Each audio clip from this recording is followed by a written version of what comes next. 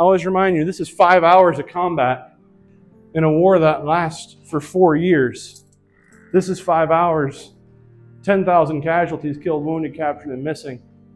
This shows you that intensity in a way that I don't think words can accurately describe. I don't think that we could get together on the battlefield and I can talk about, this regiment expended this many shots, this artillery battery fired 400 rounds. That doesn't show it to you quite like this wall can. And I think at the end of the day, you come to a place like this to maybe understand the intensity of the combat. Maybe you want to know something about the family or about the house or about the soldiers.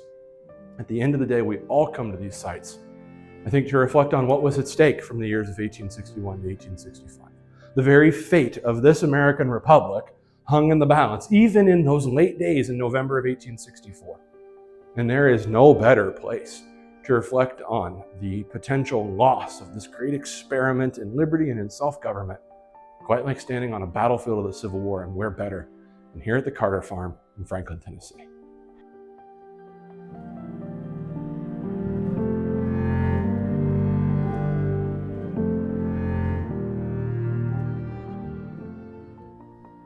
Imagine going to a battlefield where the casualty rate was worse than D-Day. In the United States, on our soil here on land. Imagine the casualty difference, nearly double on one side. And the townspeople running for their lives. Imagine that happening on a beautiful countryside. And we're 173 prisoners that came out of this battle that were from the Union Army. Just a little over a year later, would lose their life in the largest maritime disaster in the United States, when the Sultana sank. We're here talking about Franklin today, at the Battle of Franklin in Tennessee.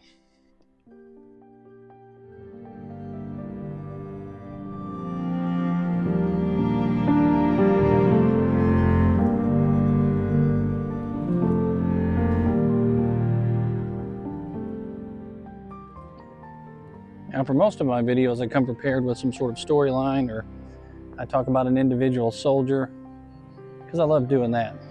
But for Franklin, Tennessee, this was kind of a quick stop on the way south towards a couple of other battlefields that I was hitting up. And I was able to reach out to a local historian here, Joseph Ricci, so that he could give me a hand, if you will, and show me a few places that are important to this battle, and at the same time kind of enhance what you see here on this video. So I decided to make some quick stops at some of the more important spots out here. Give you a brief tour, if you will, of the Battle of Franklin, and not so much narrate the actual battle itself. A lot of times battlefields are lost due to where we're at in time. So in other words, buildings are built on top of it, roads, all kinds of stuff, destroy the topography. And here in Franklin, that's the case. Much of the battlefield has been covered by modern buildings and businesses. So it's kind of hard to tell the entire story of the battle itself. And there's really no way to do it, unless you're generating some maps on the screen and telling it in a digital way. But through the help of people like Joseph Ricci, and going out to these important places, I hope to at least enhance a trip that you might take out here to Franklin, Tennessee one day and see this place for yourself. It's absolutely wonderful.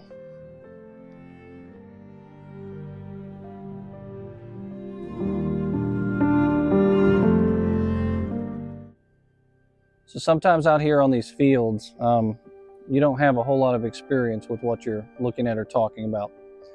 And I don't get out to Tennessee very often. So when I came out here, I decided that I had to reach out to the historian, Joseph Ricci, here at Franklin for the Franklin Battlefield Trust, correct? Battle of Franklin Trust. And he's going to walk us through a couple of spots out here at the Carter house and talk to us a little bit about this over here and bring something extra to this video that I don't often get with a lot of these videos. So I'm going to walk along with him, and he's going to tell us a little bit about the story here at this battlefield.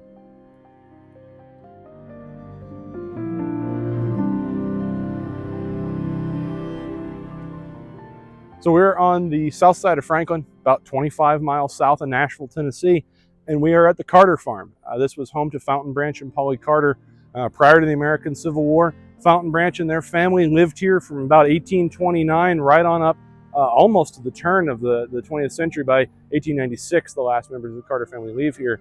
But I think the thing that makes this place so special and of such note, and for all the Civil War junkies out there, is what happens here on the afternoon of November the 30th of 1864.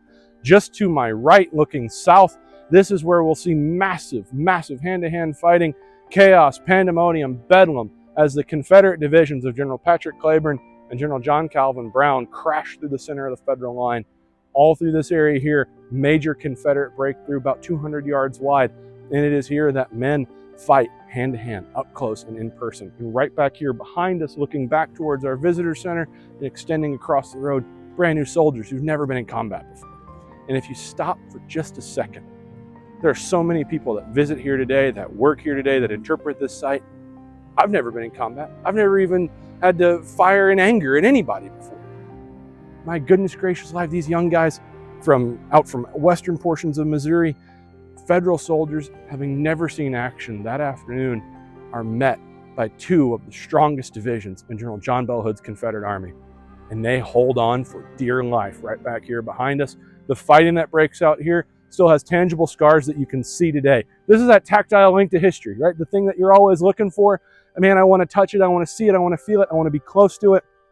How much closer can you get than bullet damage done to the south-facing walls of the Carter's brick smokehouse here, or even more so, the wood frame structure of the Carter farm office? This building sat in roughly this location on the grounds here the day of the Battle of Franklin, and you can see just the bullet damage looking at the side of it.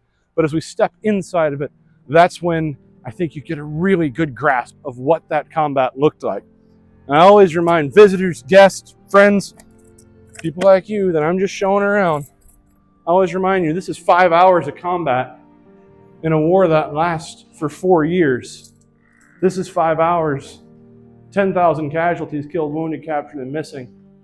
This shows you that intensity in a way that I don't think words can accurately describe. I don't think that we could get together on the battlefield and I can talk about, this regiment expended this many shots, this artillery battery fired 400 rounds.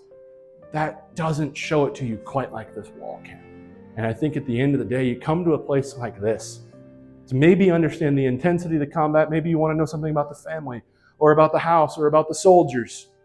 At the end of the day, we all come to these sites, I think, to reflect on what was at stake from the years of 1861 to 1865. The very fate of this American Republic hung in the balance, even in those late days in November of 1864. And there is no better place to reflect on the potential loss of this great experiment in liberty and in self-government, quite like standing on a battlefield of the Civil War, and where better than here at the Carter farm in Franklin, Tennessee.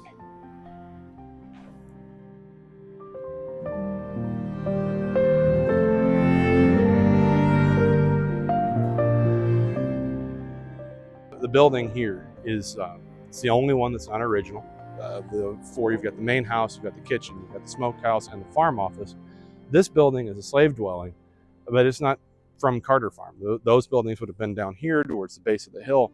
This building actually comes from Baptist Neck here in Franklin, which is a corner of 11th Avenue in Natchez, which, as the crow flies, right over that way.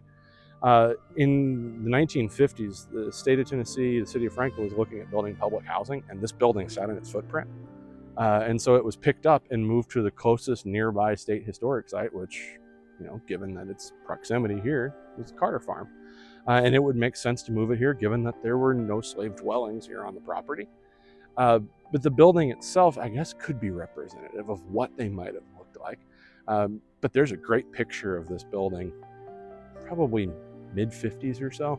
And one of the central figures here in Franklin's history is a black pastor, a storekeeper. His name was A.N.C. Williams. A.N.C. Williams' descendant was a cab driver. And it's a picture of this guy leaned against his cab in this building with a new exterior is right behind him. And you can tell that it's this building just because of the way that the chimney sets and the way that the building's positioned, the roof line, everything about it matches up. And then when you get really close, you can see all kinds of nail holes and all sorts of damage to the exterior of the building where they put that new kind of wraparound facade to it. So then you move it here, you get to tell a really great story, not only about preservation of this tactile link to the institution of slavery, but you get a chance then to make it human. Because when you walk inside of it, you get a feel for how these places would have looked, what would have happened here, what the Carters would have seen every day, what the enslaved here at the Carter farm would have seen. Because at the end of the day, there may be a white family here in the Carters, but there are 28 enslaved black men, women, and children who are here, who would have inhabited a space not much different than this one and not much larger than it either.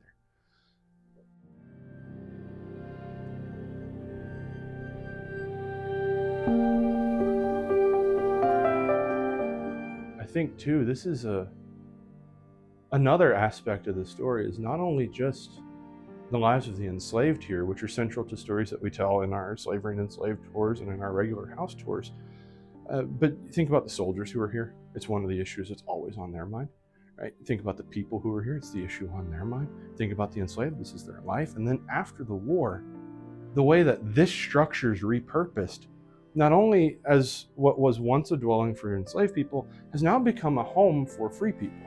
And they live in it all the way through the turn of the century. They're still in this building by the 1950s.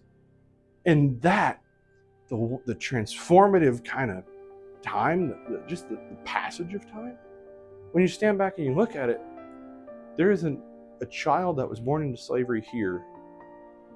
His name was Oscar. He was 3 years old the day of the battle. Oscar didn't die till 1953, and he lived over on Natchez Street. So it's very likely that he was still alive when plans were announced and this building and the Carter farm was purchased by the state of Tennessee. He was still alive when that was in the process. And in 1953, the year that he dies is the same year that it opens to the public as a state historic site. Wow. So a man who was born into slavery, lived to see the turn of the century automobiles, he saw the Jim Crow era, he saw separate but equal, and he lived long enough to see the place where he was born into slavery turned into a state historic site. Pretty amazing. That's amazing. Yeah.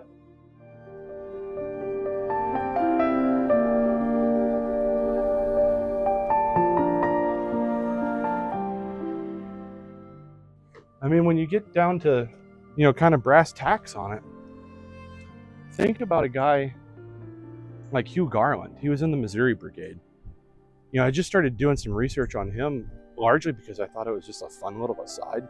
And you take a deep dive on soldiers every now and again. I started peeling back his family, right? His fourth great uncle was the President of the United States, James Madison, and the writer of the majority of the Constitution. His maternal grandfather was a slaveholder who owned a woman named Elizabeth Hobbs, later Elizabeth Keckley, who spends 4 years in the Lincoln White House. His father was one of the first prosecutors in the Dred Scott case when it was still in Missouri. So when you think about how close their generation was, how imbued into society, socially, politically, economically, morally, militarily, how baked into the bread slavery was, and then you see it end by the end of the war. The generations of Americans that fought in the Civil War, golly, you're still only in the 1920s and 30s when you think about the fact that a father or a grandfather could have fought in it. We're not that far removed from it. And when you think about a structure like this, you think about a place like this, I think you get a chance to think about time, but you also, I think, get a chance to stand and reflect about how far we've come and how much work is still left to be done.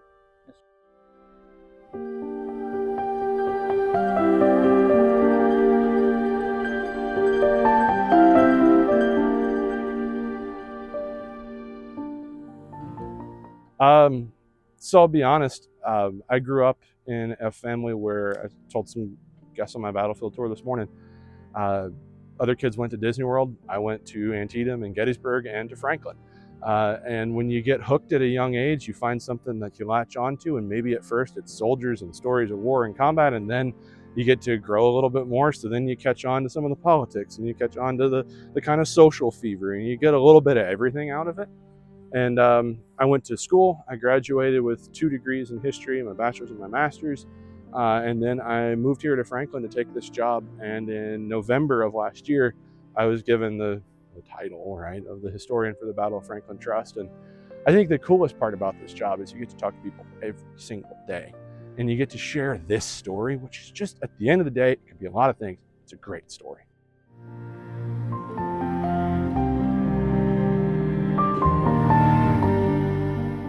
You got to be able to talk to people. And I think the other piece of it is you have to meet people where they're at. You know, you can't talk to the same group the same way every single time. You got to talk to a group, you know, somebody from the West Coast who's never really thought about the Civil War before. You bring them to a site like this and you start hitting them with names and dates and facts and figures. It means nothing. Then you talk to somebody who says, you know, my ancestor was in the 175th Ohio, or my ancestor was in the 28th Tennessee. Can you tell me about this? Can you bring me to this place? You get a chance to kind of take that deep dive with them, and you can watch the peeling back of layers of time. That's the fun part about this job. And then to get, you know, we had an opportunity a few weeks ago. There was a descendant that came to Carnton, descendant from some of the McGavock's enslaved. And she didn't know if they were enslaved at Carnton or some of the other McGavock homes. So she went to Carnton, then she went to Two Rivers, then she went here, and she went there, and she went to all these other places, just to try and find that link, right? Because it goes back to what we're talking about, that want to be close to it, that want to connect to it, to know who you are and where you're from, and where people who looked like you, who had the same name as you, whose blood flows through them, get a chance to see that. And to be at a place like this to reflect on it, man, that's powerful stuff.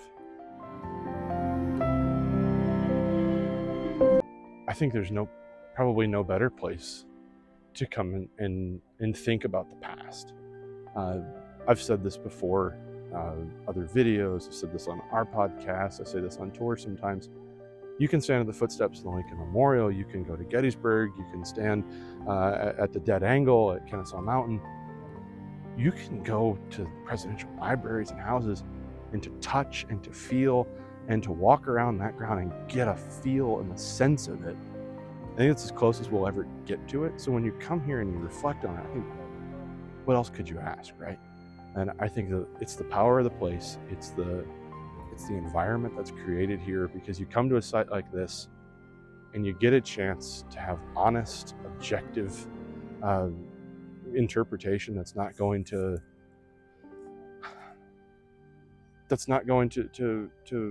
lie to you and to paint rosy pictures. You know, this is a war. Wars in themselves are destructive in nature and they're tragedies. And when we think about the institution of slavery, it itself is a tragedy. And you think about just being alive in the 19th century, it's difficult. Then throw on top of it a war and all the chaos and bedlam that breaks out here. You get a chance, I think, here to think about where we stand in 2024, objectively the greatest time to be alive. Longer health, better health, longer lifespans, all those things. Think about the forebears that went before us. Think about what was at stake. And I think reflect when you hear people today say silly things like, you know, we're gonna have another civil war, or this is so bad, or we're so divided. You get a chance to stand in a place where we really were divided. Yeah. And then when you look back 160 years, you realize maybe we're not as divided as people like to argue. And there's no central issue that is as divisive as the institution of slavery was in 1860. And when we get to the end of the war, that's gone. The most serious impediment to our perpetual union, as Robert Penn Warren liked to say, is gone. We're better to think about our past and determine our future than a place like this. So come, pay tribute. Do what you've got to do to come here. Stand in the cemetery at Carnton, stand on the battlefield at Carter House, go to Ripa Villa, walk around downtown. I mean, you stand in the public square, that's 220 years worth of history swirling around you right there. There's no better place to do it.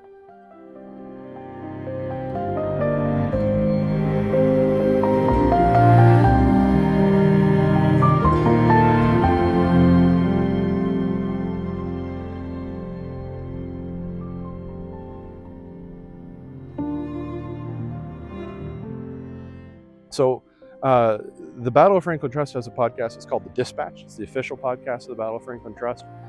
We're actually in our series finale. So the last couple of episodes will be uploaded here in December to close out the year. And then the Dispatch will come to its end of its run. But that doesn't mean that you can't still follow us on our YouTube channel. So Battle of Franklin Trust on YouTube, constant content uploaded on there. Probably one of our most successful, most well-received series that we've done on there is a little mini-series that we've called Chalkboard History. It's actually myself and our CEO, Eric Jacobson. We get together, have a cup of coffee down at Ripa Villa, and we just kind of shoot the breeze about whatever topic's on our mind. So one episode we could be talking about Francis Cockrell and his Missouri Brigade that hits the works right over there. The next one, we're talking about the election of 1860. Or maybe we're talking about the life of Mariah Reddick, or maybe how Carnton came to be a historic site, or why the Carter Farm is such a natural draw for people to come to. Or maybe sometimes we'll sit down and we'll get really into the weeds, talk about leadership and tactics and strategy. And man, those are really nerd out. They can let you can feel the eyes glazing over sometimes, but every now and again you get a chance to kind of paint that whole picture, and those are really fun. And then we've also got our magazine, which you can find online on our website, boft.org/learn. Go to the very bottom there, you can pull up the Dispatch magazine, articles in there uploaded 3 times a year. So it's a kind of a triannual sort of a publication.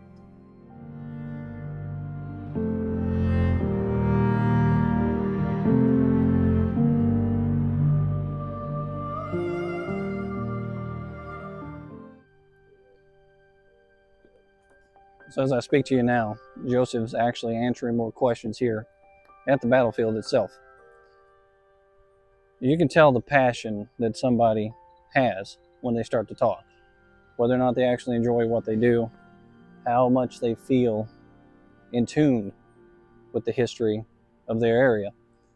And Joseph is definitely in tune with that history. A good connection to talk to out here at the Carter House about the Battle of Franklin. Now, this place that I'm standing in right now, this place was described as being openly some of the worst firing that happened that John Bel Hood ever heard. It was described as the volume of fire was greater than Gettysburg, Pennsylvania in some places. The fight out here was severe, and it takes a person of that caliber of passion to tell the story correctly, to tell it the right way.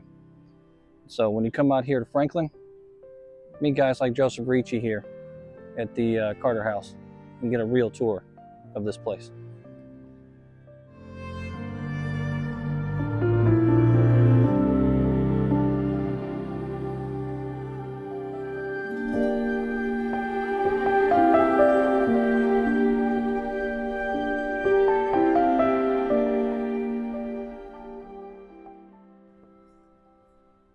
Now, properties like the Carter House here, they are our hands-on visceral link to the past. Out here in Franklin, Tennessee, the structure like the one I'm passing right now has got all the bullet holes in it. And just imagine you're standing up here on this line and you're a Union soldier and the Confederates are out in front pushing towards you here. Every single one of those holes represents, likely, a bullet that passed by a soldier out here in defense and missed their mark. Think about the ones that didn't miss the mark. The total casualties out here were over 8,000 men. Wounded, killed, missing, taken prisoner. And out of that total casualty count, over 5,000 of those men belonged to the Confederate forces. That's why it's important to tell the story correctly.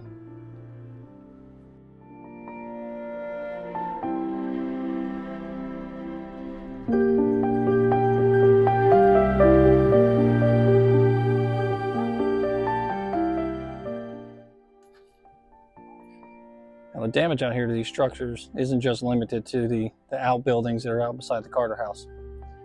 You can see here all along the walls, as you're walking up to this house, there's holes all throughout. And they've managed to preserve this.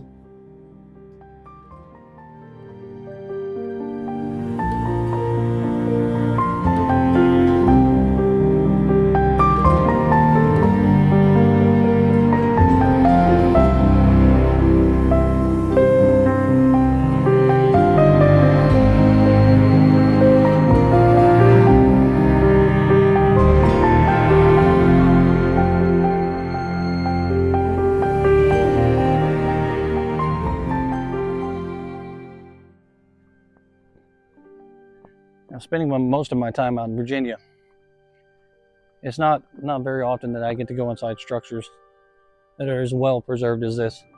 It has the scars of battle on it like this place does. I can't say much more than that. I mean, this place is amazing. Every inch of it is amazing. It's great.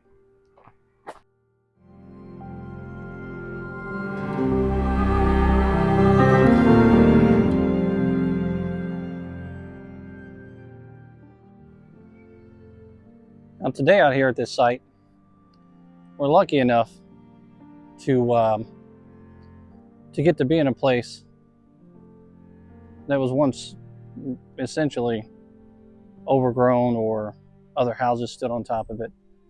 And you get a real clear picture of what happened out here.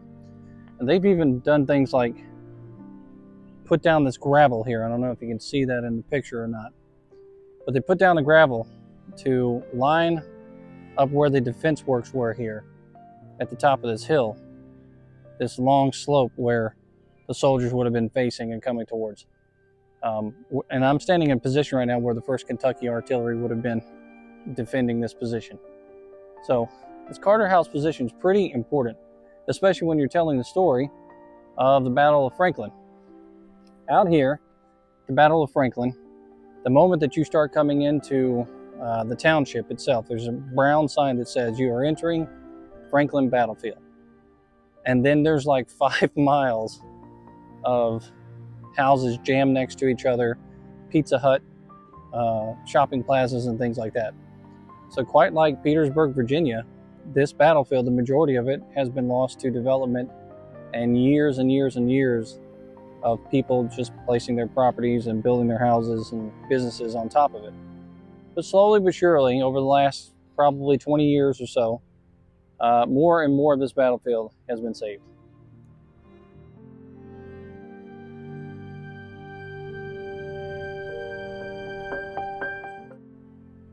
So in that Carter House directly behind me, this is where Cox sets up his headquarters. And the men out here, they pretty much dig in, and they're building up about 2 foot of dirt in front of them, and they're putting fence railings and things on top of it that they can get their hands on to try to prepare for the battle as it's about to come on. And there's a cotton gin out here, and you'll have to imagine it because it's not here today, and there's really only signs to mark the location. But this very large cotton gin's out here, and it kind of dictates the line itself. It dictates the shape, the curvature of it.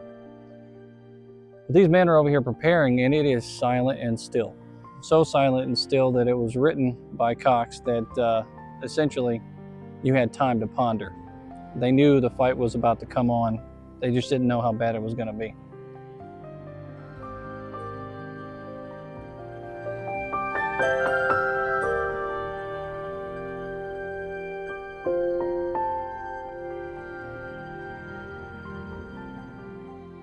I'll turn this video around so you can kind of see the position that I'm at.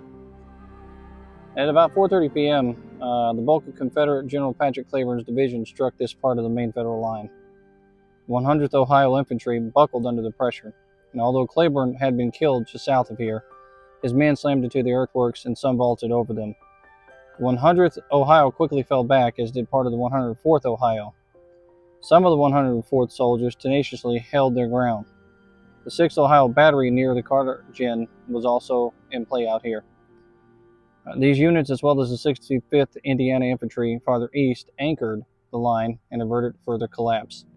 The Federal 12th Kentucky Infantry, 16th Kentucky Infantry, 8th Tennessee Infantry were behind the position I'm in right now in reserve.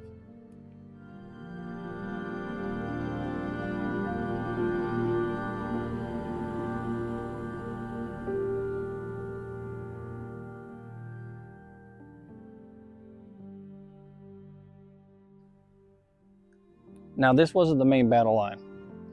This position out here was not ever really in the plans to become the standing ground for the Army of Ohio out here. This was supposed to be temporary until the men here can get back with the main army. And Essentially, they were to slow down the Confederate forces in this position so that they could set the trap for them further closer to Nashville, Tennessee. The delay that happens here and the overwhelming Union victory, some historians would say, should have been the calling sign for John Bell Hood to tuck his tail and get out of here with what he had and try to fight in another position. But instead, he pressed on from here, feeling like maybe like he had some momentum moving in this direction. But it turned out to be a complete and utter disaster. And out here at Franklin, we're talking like 6 generals killed, Claiborne being one of the main officers, butchered out in front of these lines. A lot of leadership for the Confederate Army at that time for Tennessee. The Army of Tennessee, their lives were lost here, around these grounds.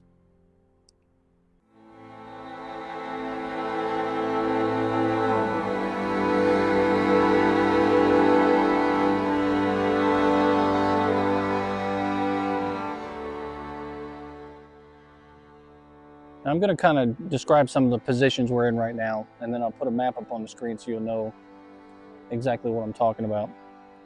Now, off in this direction over here, Cox's headquarters is back here where the Carter house is.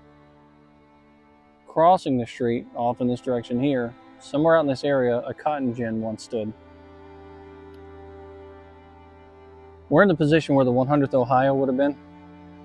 The 104th is right across the street there, along with the 6th and the 65th Indiana. And then directly behind us, right down there somewhere, you would have had the 16th Kentucky, 175th Ohio, the 12th Kentucky, and the 8th Tennessee. These are all the Union positions that are out here. Now, directly out front of us, Claiborne Street runs in this direction. Claiborne's actually coming on in this direction towards these defense works over here. Now we'll go ahead and put that map up on the screen again so you can see what we're talking about.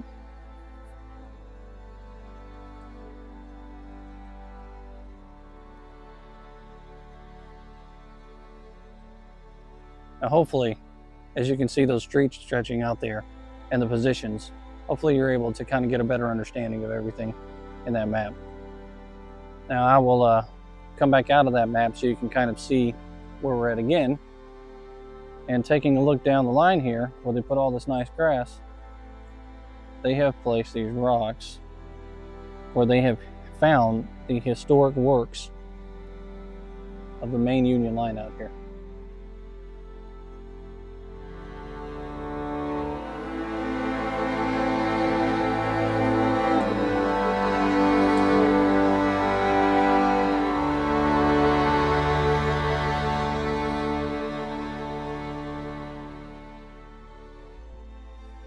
Now, prior to the battle happening out here, the main reason why Hood is in pursuit of this army, first he squandered an opportunity to take a portion of it in the first place, because he had a portion of that army surrounded at a place called Spring Hill, I want to say was the name.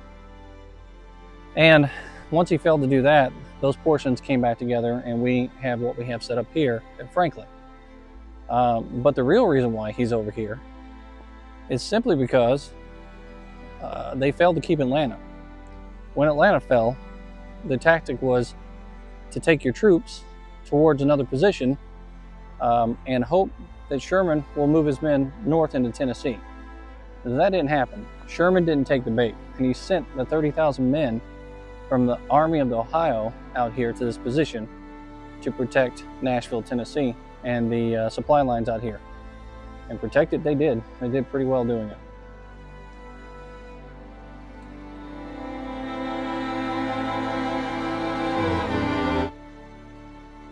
So it's real neat going out to a historical site like this. And again, I went over to the house, and Joseph was nice enough to take me inside of some of those structures to show me the damage that was done. But then you come out to this location here, and you can see the foundations of the cotton gin, of where the structures and lines would have been and stuff like that. And I'm literally standing in the footprints of history right now here at the Battle of Franklin. The structure that stood here, no doubt, caused havoc. but it was also a structure that created havoc throughout the lives of many people, because the type of work that took place here required a lot of labor. And the labor in the fields bringing in the cotton, the labor in the fields working inside the gin. You can imagine being one of those people in those days that had to deal with being put through slavery, being enslaved by people. The heat right now is oppressing me just walking around out here. I can't imagine not being fed properly, not having proper clothes on my back, being cursed at and treated terrible all the time, and not having a choice as to whether or not I do this work. Not having a choice as to whether or not I get to go home and lay down at 4 o'clock in the afternoon, or 6 or 8, and be with my family. And sometimes not even know if my family's going to be there when I get there. Most of them are out in the field with me, and some of them can be taken away. They can be sold.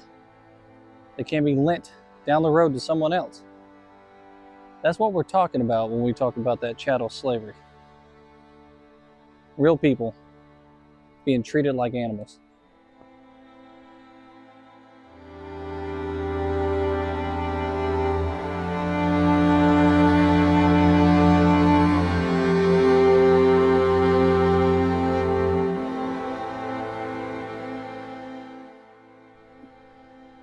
Now, off in the distance here, about a half a mile in that distance over there behind us, there was an advanced unit of Union soldiers out there, kind of jetted out almost like a salient, awaiting the enemy and their approach.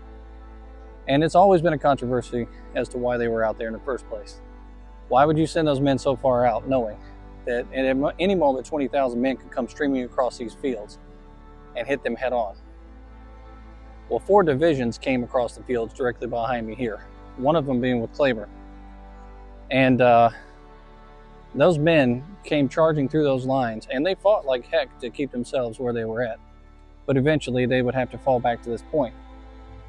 And somewhere out there on those fields, coming in this direction, is where Claiborne was killed. This ground holds some real significant history here.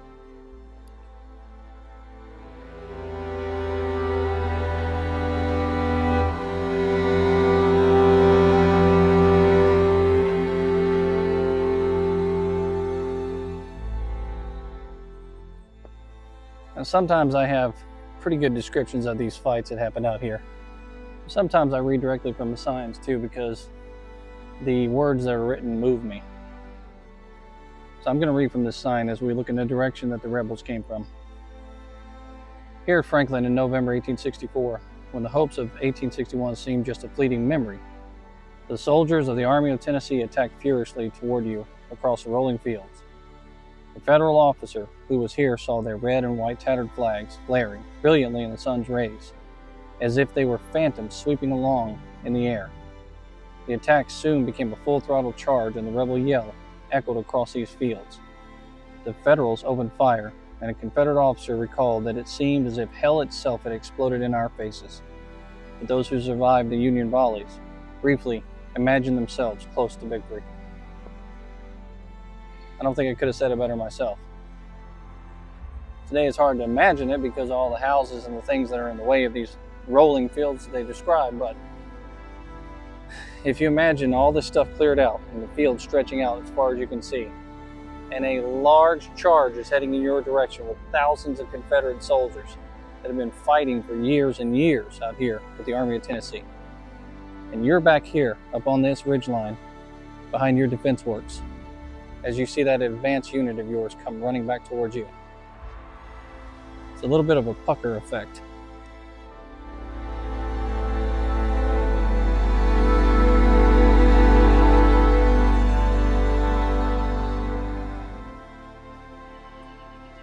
Now I'm walking the line where Missouri was at, and Cockrell's brigade was out here. Cockrell at the time was one of the more seasoned leaders in the unit, or in all of the Army really, for the Army of Tennessee. Carco's wounded 4 times out here, and he makes it off the field alive. But many of his men weren't so lucky. As they were charging in that direction there, they suffered 60% casualties on this field, headed towards that cotton gin. Shot down in waves. Must have been an awful sight out here. They too also inflicted heavy casualties on the Union soldiers that are up there waiting on them. And that's one of the reasons why the lines broke here momentarily. Now moving along in this same position here, Claiborne's man's coming up. Imagine, if you will, Claiborne's on that horseback and he's riding in this direction. Then his horse is shot out from underneath him. Patrick Claiborne tries to mount another horse. That horse too is shot. Then he gets on his feet, tries to make the charge out here. Eventually he's shot and killed out here on these fields. His body is moved back to Arkansas now, but the history still remains the same, and the Union stayed strong in this position.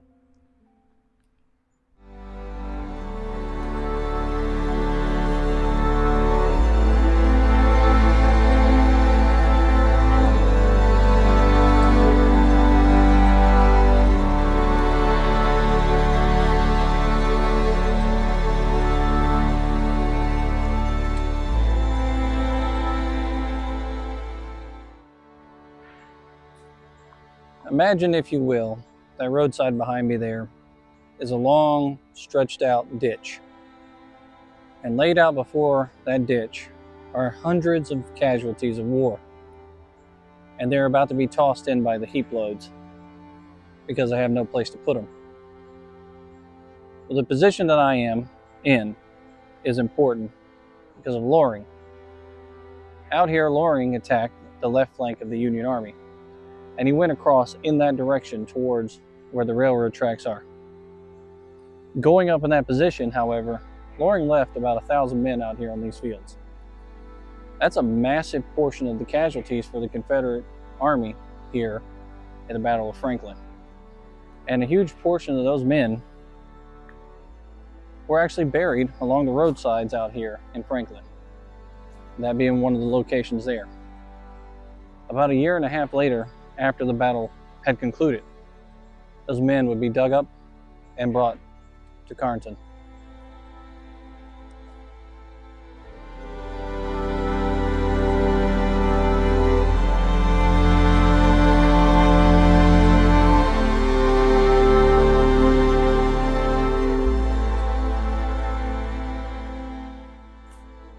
Now, it's extremely difficult to cover a battle in just a couple hours, especially if you're not an expert like Joseph Ricci is, or you've been out here all your life, like some of the locals. But I'm trying my best out here, and I'm going to cover all the sites that I can get to at least, so that you can see what Franklin has to offer out here at this battlefield that's extremely important to the American Civil War and to the telling of the American Civil War. 1864 and 1865. A lot of the stories that are told come out of the East. We hear stories about Lee and Grant. Grant finally meeting Lee, the Wilderness, Spotsylvania, eventually Petersburg, Virginia, and the siege, and then Appomattox. But the stories here in Tennessee, in Atlanta, and places out west, the West as it was back then, those stories aren't told as often as the other stories in the East. And so with just less than a day rolling into town here, I decided to come out here to Franklin and to walk through some of these places and meet up with some people. One of the more important storytellers out here, and historians himself, is Joseph Ricci. And I was able to get a hold of him, thankfully, through a friend of mine, Rich Condon. And we met up out here, and he walked me through a couple of structures that were extremely important to the Carter House. And it really opens your eyes to the type of damage and destruction that these soldiers were facing out here in the trenches as the Confederates came across these fields. The war was not over out here, not even close. Not even after the Battle of Franklin.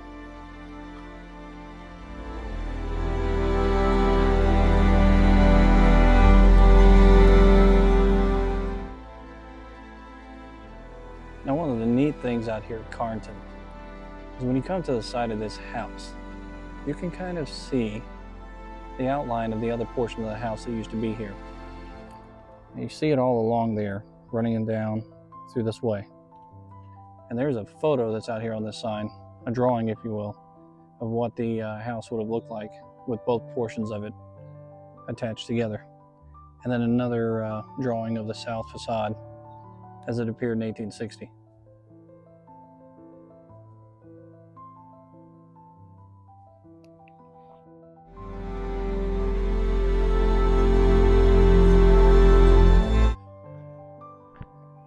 Imagine for a moment, if you will, you're part of an enslaved family and you're living out here in that building behind me. You're also working in that building behind me. You're making meals in that building behind me. Your whole life revolves around that building. And when you walk out of that meager small building,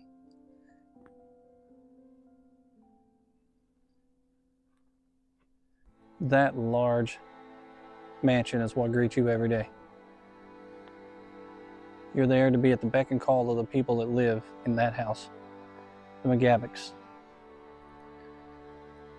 That family there, for a long time, enslaved a lot of people out here in Tennessee. And it wasn't an unheard of thing here in Tennessee. About 25% of the people in the state of Tennessee owned at least one slave at the time of the American Civil War. That is a lot of people in one single state owning a lot of people. Slavery was a big problem here in the state of Tennessee.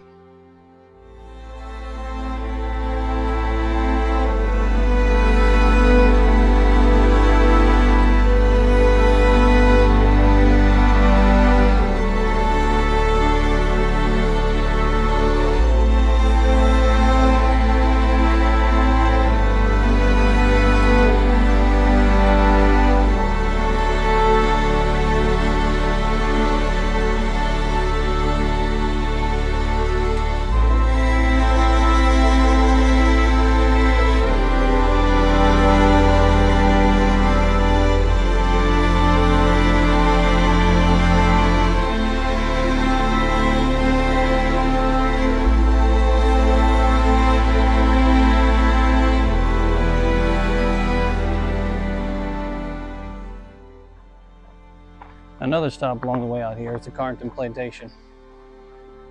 This place is massive. It's one of the biggest plantation houses I think I've ever seen. It is definitely worth the trip to get a chance to come out here.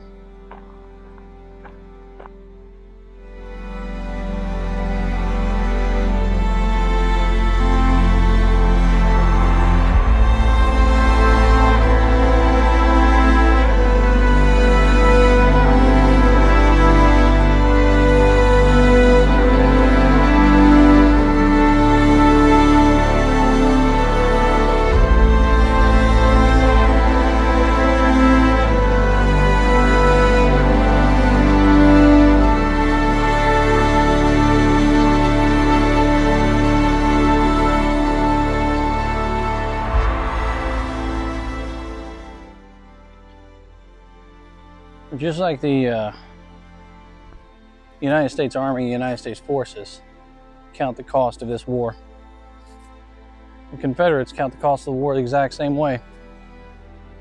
Lives lost. Week after week, there's name after name added to a newspaper. Another brother or cousin, uncle, father, all dying in a war. A senseless, brutal war, the American Civil War. And these men knew what they were getting themselves into. There's definitely no mistake in that. And here in Franklin, a lot of the men that died out here with the Confederacy ended up over here in Carnton. Behind me are some of those stones marking the graves of the men that were found out here. And almost every single one of them say unknown. It's kind of amazing to think the Union soldiers suffered the same fate. A lot of them were in marked graves saying unknown. A lot of their families never got to say goodbye. A lot of their families don't even know where they died. They just know they just disappeared. And that was the total cost of an American Civil War.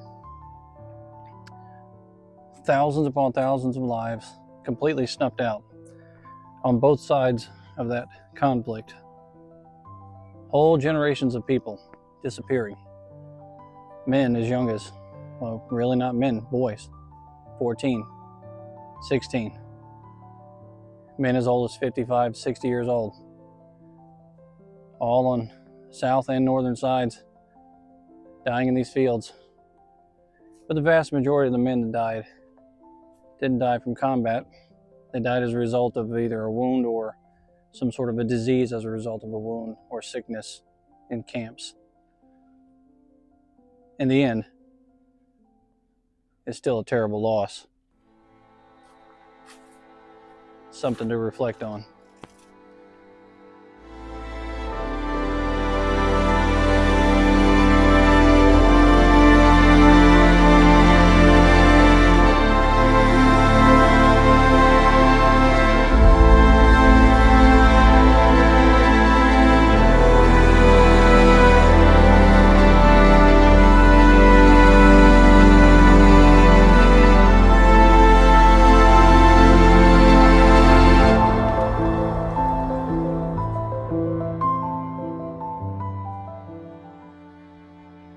I'm out here at the eastern flank portion of the battlefield on the property known as Carnton.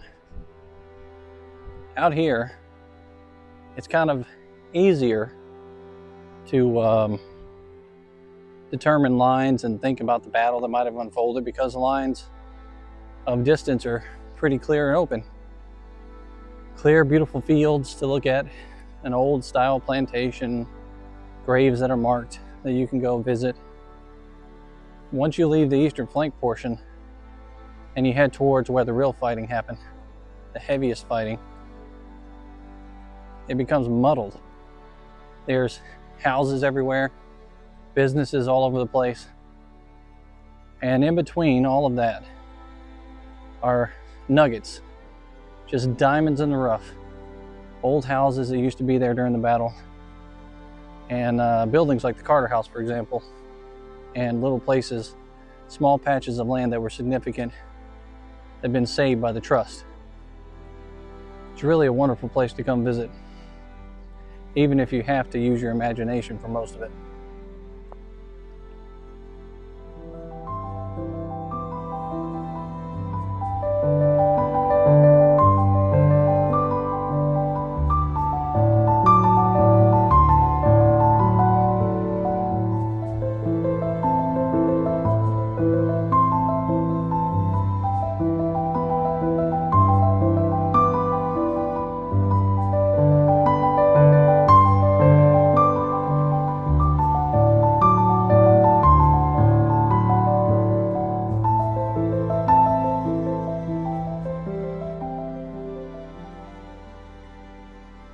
So the McGavics, they're multimillionaires in the area.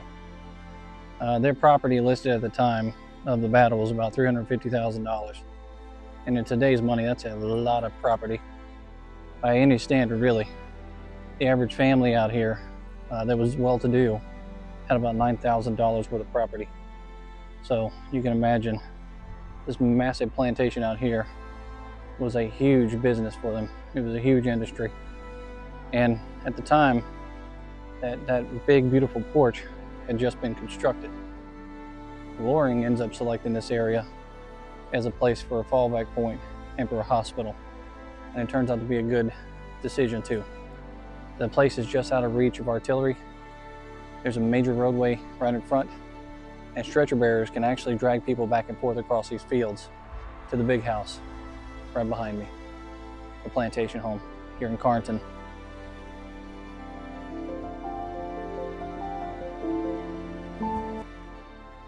Now, the position that I'm in right now is Loring's position, which is the extreme right flank of the Confederate Army. Now, to put a map up on the screen so you can see what I'm talking about, where I'm at right now, if you look on this map over to the right-hand side, Loring is right next to the Lewisburg Pike, and that's where his men are going to go into play, right there where that railroad's coming across the map. The men of Walthall, French, and Claiborne are right next to him, and they're going to head in towards those advanced troops that we were talking about that are kind of out there in a funny position that end up falling back towards the town. That's Wagner's position. Then you have Brown and Bate and Johnson off to the left-hand side, and they're going to be pushing out towards that extreme right flank of the Union Army out here in Franklin. So this is a very large battle. Something in the neighborhood of 60-something thousand soldiers are out here, combined from both sides. We're looking at a significant fight. It's not just a small battle by any standard whatsoever. And the Confederates think they have a chance to have victory here. Take this army by storm, separate it from the main lines, and then fight towards the main lines and maybe create a victory over there as well. John Bell Hood doesn't keep it together. He loses a lot of men here, and his victory falls apart.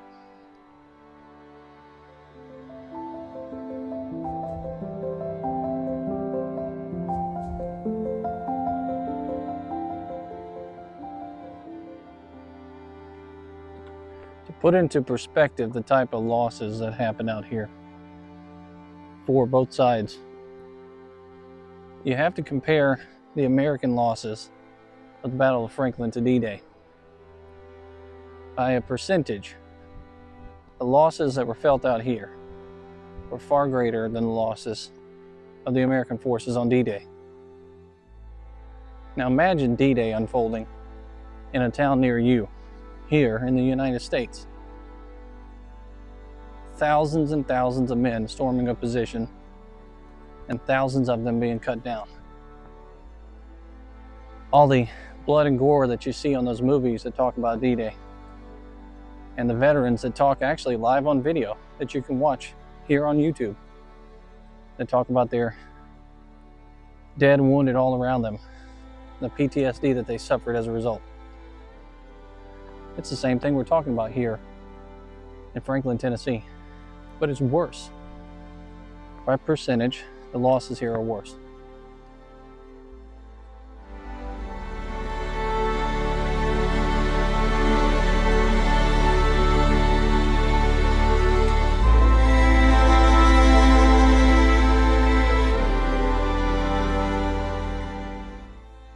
Coincidentally, Tennessee is called the volunteer state, and there's a good reason for it.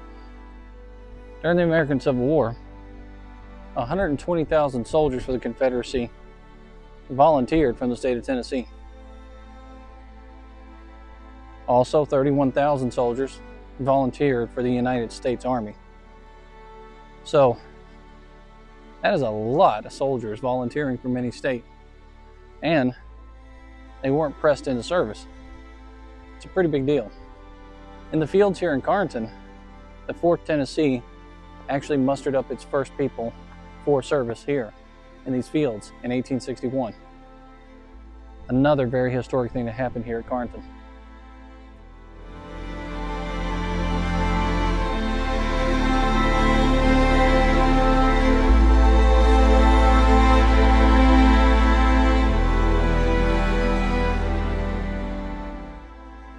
Well, I hope that you've enjoyed the tour out here in Franklin. Running short on time. It's been a packed day. About to head out of here to a concert. Have a little fun this afternoon instead of history fun. Heading on south to Atlanta, Georgia now. And here pretty soon we'll cover Chickamauga and hope to do justice to that battlefield and the Battle of Kennesaw, one of my favorite places to go. Until next time, this is History with Waffles. We'll see you out there on the field.